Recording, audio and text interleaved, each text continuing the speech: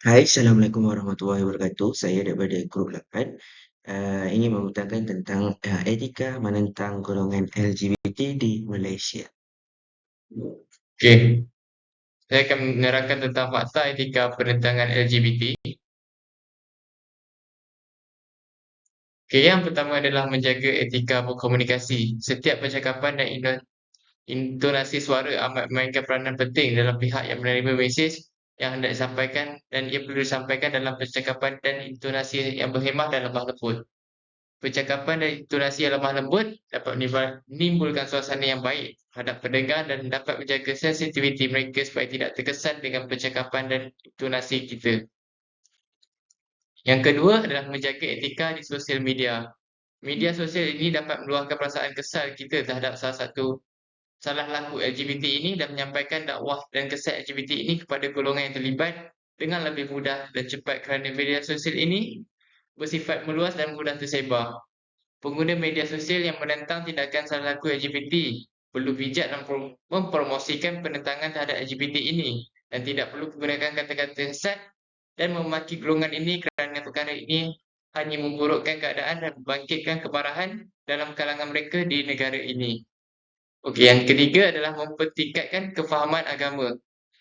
Pendidikan agama perlu diterapkan oleh semua rakyat di negara ini sejak bangku sekolah supaya dapat memberi dedahan awal dan pengetahuan tentang LGBT ini, supaya tidak terjebak pada masa yang akan datang. Didapati bahawa masyarakat sendiri tidak tahu punca berlakunya LGBT kerana golongan ini kurang pengetahuan tentang ilmu agama dan mereka inilah mudah terpengaruh dengan salah laku LGBT ini.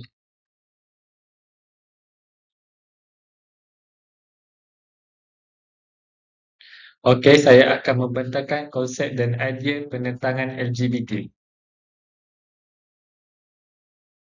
Etika didefinisikan sebagai peraturan perilaku, adat, kebiasaan ini masih dalam pergaulan antara satu sama lain, dan aturan ini menegaskan apakah yang benar dan apakah yang salah. Perkataan etika atau ethics berasal daripada Yunani. Ethos yang bermaksud norma-norma, kaedah-kaedah dan ukuran-ukuran bagi tingkah laku manusia yang baik. Dari sudut lain, etika membawa maksud prinsip-prinsip moral yang merangkumi ilmu tentang kebaikan dan sifat dari kebenaran. Golongan LGBT adalah golongan yang menghadapi kekeliruan identiti. Kebanyakan golongan transseksual menganggap diri mereka terperangkap dalam fizikal jantina yang berlawanan dengan minda dan perasaan mereka. Keyakinan tersebut mendorong segelintir daripada komuniti ini nekat melakukan pembedahan menukar jantina akibat terbelenggu dengan konflik diri untuk menerima jantina sendiri. Baiklah, saya akan menerangkan tentang nilai.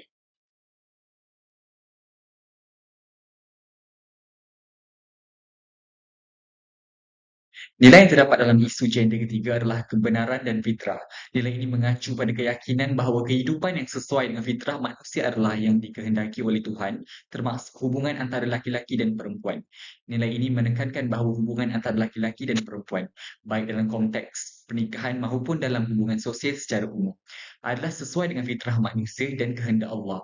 Islam memandang bahawa hubungan yang berada di luar hubungan heteroseksual antara laki-laki dan perempuan, seperti hubungan homoseksual atau LGBT, bertentangan dengan fitrah manusia yang telah ditetapkan oleh Allah. Keadilan adalah nilai yang menekankan pentingnya norma-norma moral dan hukum yang adil dalam Islam. Nilai ini mengandungi keyakinan bahawa setiap individu harus dilakukan secara adil dan setara tanpa memandang perbezaan ras, agama, jantina atau latar belakang sosial. Dalam konteks LGBT, nilai keadilan dalam Islam menolak perbuatan yang bertentangan dengan ajaran agama tersebut. Assalamualaikum, nama saya Muhammad Hajib bin Kamal Arifin. Nombor metrik saya ialah H22A1112. Okey, pada hari ini saya akan membentangkan tentang etika penentangan terhadap LGBT, iaitu teori. Okey, apakah itu teori homoseksual dan lesbian? Homoseksual disebut juga sebagai gay, iaitu lelaki yang mempunyai tarikan seksual terhadap kaum sejenisnya. Bagaimanapun, mereka yang berani akan tetap menghadapi risiko diperkecilkan oleh masyarakat. Maka itu dapat dilihat bahawasanya homoseksual itu adalah lebih berbahaya dari penyakit jiwa kerana yang menimbulkan masalah ini adalah dari pelakuan masyarakat itu sendiri. Namun akhir-akhir ini, wanita yang mengidentifikasi dirinya sebagai gay lebih menyukai istilah lesbian. Seterusnya ialah teori psikologi pelakuan seksual. Dalam disiplin ilmu psikologi, pelakuan seksual didefinisikan sebagai perilaku yang menggambarkan ekspresi dengan wujudnya unsur erotisme. Erotisme adalah kemampuan secara sedar dalam mengalami hasrat terhadap dorongan seks, organisme atau keadaan lain yang menyenangkan berkaitan dengan seks. Jika kita merujuk kepada maksud erotisme tersebut, ketika seorang lelaki berpegangan tangan dengan lelaki yang lain disertai dengan perasaan erotis, maka mereka telah dianggap melakukan aktiviti seksual. Yang ketiga ialah hukum perbuatan gay dan lesbian. Hukuman untuk homoseksual iaitu lesbian ialah hukuman mati. Tidak ada khilafah di kalangan fuqaha, khususnya para sahabat Rasulullah SAW sebagaimana yang dinyatakan oleh Qadi Iyad dalam kitabnya Al-Shifa. Sabda Rasulullah SAW, barang siapa yang kamu dapati melakukan perbuatan kaum Nabi Lut, maka bunuhlah keduanya, iaitu orang yang lalu lalang dan orang yang lalu lalang. Hadis riwayat Al-Hamsah kecuali An-Nasa'i. Assalamualaikum warahmatullahi wabarakatuh. Nama saya Muhammad Anwar Hafiz bin Zamzuri. Nombor matrik saya adalah H22A1195. Di bahagian ini saya akan menerangkan fakta. Okey, di sini adalah ada 3 cadangan untuk mengatasi isu etika ini adalah yang pertama adalah kempen kesedaran bahaya seks bebas dan seks songsang. Dan yang kedua adalah forum bersama bekas golongan LGBT. Manakala yang terakhir dan yang ketiga adalah menguatkuasakan undang-undang yang sedia ada. Assalamualaikum warahmatullahi wabarakatuh. Nama saya Ahmad Fadlan Zafran bin Mat Zaiki. Wakat matrik saya H22A1257. Saya akan menerangkan tentang perspektif. Sikap dan perspektif terhadap komuniti LGBT di Malaysia boleh berbeza-beza di kalangan individu dan segmen masyarakat yang berbeza. Adalah penting untuk menyedari bahawa Malaysia adalah sebuah negara yang berbagai dan berbagai pendapat mengenai topik ini. Walau bagaimanapun, perlu diingatkan bahawa terdapat beberapa perspektif umum merujuk dalam konteks Malaysia. Antaranya adalah Islam, agama utama di Malaysia, dan ajaran agama boleh mempengaruhi perspektif tentang isu LGBT dengan ketara. Assalamualaikum, nama saya Muhammad Ikmal bin Muhammad Alias, nombor matrik saya H22A1145. Saya akan membentangkan tentang kekuatan cadangan. Yang pertama, mengadakan kempen kesedaran bahaya seks bebas dan seks songsang. Hal ini kerana akan menyebabkan pelaku menghidapi penyakit seperti HIV dan penyakit kelamin. Kempen kesedaran ini juga penting kepada pelajar bagi mengelakkan pelajar terjebak dalam kegiatan seks luar nikah. Kempen ini juga berkesan untuk mengurangkan golongan LGBT dan peratusan penyakit HIV. Yang kedua, mengadakan forum.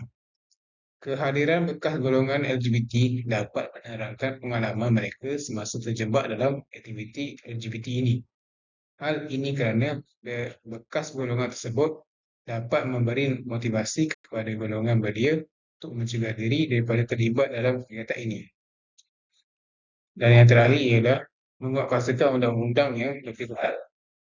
Hal ini kerana dapat memberi peringatan kepada golongan belia antara tindakan yang perlu dikenakan seperti denda penjara sekitar 10 tahun atau lebih. Sekian, terima kasih. Assalamualaikum warahmatullahi wabarakatuh. Saya Muhammad Khairul Huda Berosidi, nombor metrik H22A1235. Saya akan membentangkan tentang kelemahan kepada cadangan. Yang pertama, iaitu kempen yang diadakan adalah tidak penting dan membuang masa. Contohnya, golongan belia sekarang lebih gemar dengan aktiviti yang menarik seperti permainan video, kerana aktiviti seperti ini sejajar dengan pendedahan awal kepada golongan belia zaman sekarang. Bagi kelemahan yang kedua ialah jangka masa forum yang dijalankan terlalu lama. Forum bersama bekas golongan LGBT ini akan mendapat maklum balas yang negatif dari pelajar kerana mereka berpendapat golongan ini akan mempengaruhi minda pelajar zaman sekarang. Bagi kelemahan yang ketiga ialah masih terdapat pelajar yang sambil lewat tentang seks bebas dan seks songsang. Pengapasan undang-undang ini juga dapat mengaibkan imej keluarga pelaku. Bukan itu sahaja, masih terdapat pihak berkuasa yang tidak amanah menjalankan tugas. Walau bagaimanapun, pelaksanaan undang-undang telah dilaksanakan tetapi hanya sebagai syarat hitam putih. Baik, Assalamualaikum warahmatullahi wabarakatuh. Saya Muhammad Izan Daniel bin Abdullah. Nombor metrik saya H22A1138. Saya akan membentangkan tentang rumusan.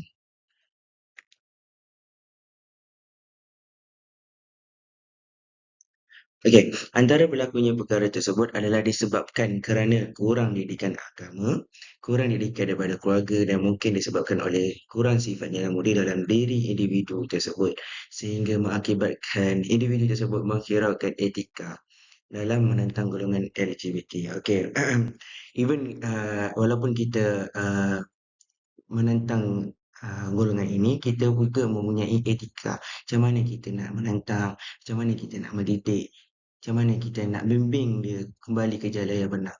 Okay? Kita tak boleh sewenang-wenangnya kita kutuk dia sebab dia pun manusia biasa, dia buat mistake sama macam kita manusia biasa dan membuat kesalahan. Okay? So, secara kesimpulannya dekat sini, saya ingin memberitahu bahawa even kita menentang sekalipun, kita kena ada satu etika yang baik. Kita kena ada satu tolak ansur untuk membimbing dia, untuk menegur dia. Okay, itu saja daripada saya. Sekian, terima kasih.